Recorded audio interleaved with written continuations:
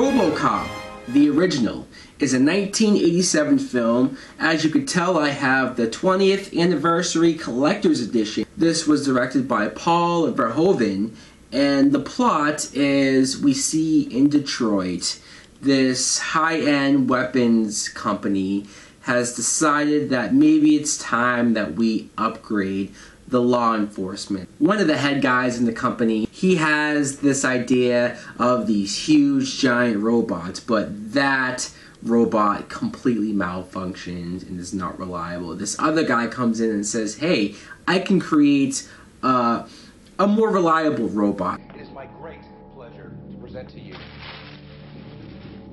Robocop. That's where we meet this cop, Alex Murphy, who just got transferred here. Him and his partner and Lewis try to go after this gang of bad guys, but it goes horribly wrong. Next thing you know, he is programmed as a robot. He is known as Robocop, and his main objectives is to go out on the streets pretty much 24/7 and stop crime.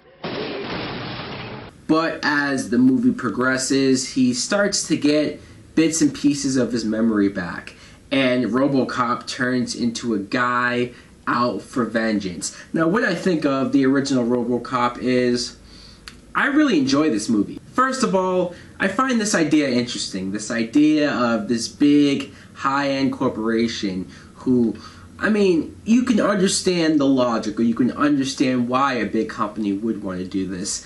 I don't think, maybe, who knows how far in the future, but I could see something like this happening, where they want to have robots to replace the police. I mean, I know it might sound crazy, but think about it. They had this idea in 1987.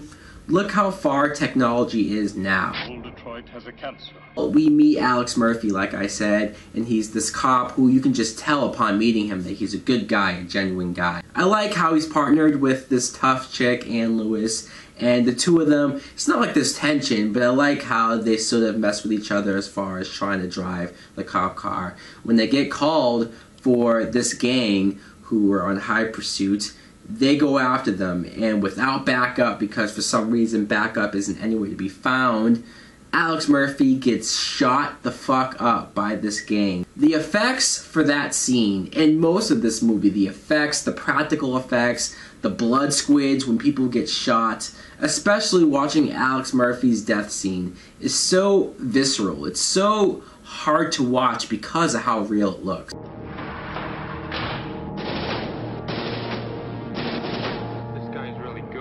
Not a guy, he's a machine.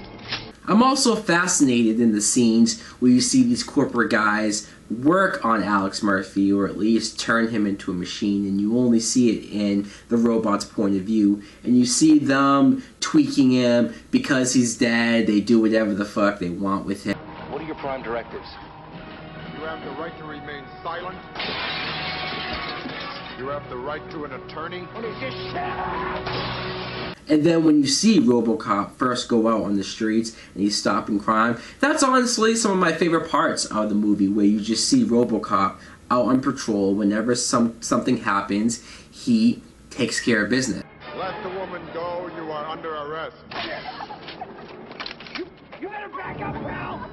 Your move, creep. I also really enjoy when Robocop, Alex Murphy, starts to get his memory back. And it's not like he gets feelings, or it's not like he remembers certain emotions. He just gets flashes of images of his wife, his kid, of him being brutally murdered, and that's where he just almost can't control himself, and he goes into revenge mode. He goes after this gang one by one.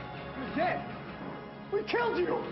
Sure, you could say that his old partner, Ann Lewis, she fucked up. She made a wrong call when she said, let's just go in there. She got Alex Murphy killed. But I think she more than makes up for that when she does realize that this Robocop is Alex Murphy. And she's trying to talk to him, trying to see if he can remember anything. And throughout the whole movie after that, she does everything she can to help him. I also like the fact that this gang isn't just some random gang who Alex Murphy just happened to get killed by. No, this gang works for this guy in the company. He's a cyborg, you idiot! You could tell that this guy is pretty fucked up, not just because his name is Dick, but because when this corporate guy who, hey, he's just trying to take advantage of the fact that his robot malfunctioned, so he's like, this is my chance to get ahead in the company, and he does a good job, but Dick, like I said, this evil guy, what he does to him for that, wow. You're gonna have to kill it. The effects, like I said, is pretty damn good. Not just when Robocop is killing people, but the way Robocop looks. Not only the suits, how mechanical it looks, and it looks like he really is a robot walking around. But then when you see his face, you see that they're using his face for the robot's face. It looks so good. It looks like they really somehow took Peter Weller's face and put him on a robot.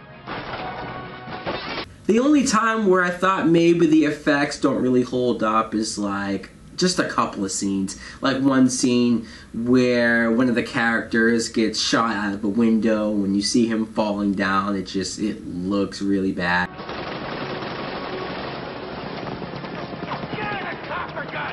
But Robocop, what more can I say about this movie? It's an 80s classic. Everything about this movie just feels like the 80s. Sure, some people might say that it was trying to be a ripoff of Terminator. Hell, even the trailer has the Terminator theme to it. But I feel like the plot itself and the idea behind it, turning a cop into a robot, and the whole corporate aspect to it, I think that's original enough. I think that's really cool for the time. So guys, let me know in the comments below what you think of Robocop. Thanks for watching. Like and subscribe. Later! Robocop, the future of law enforcement.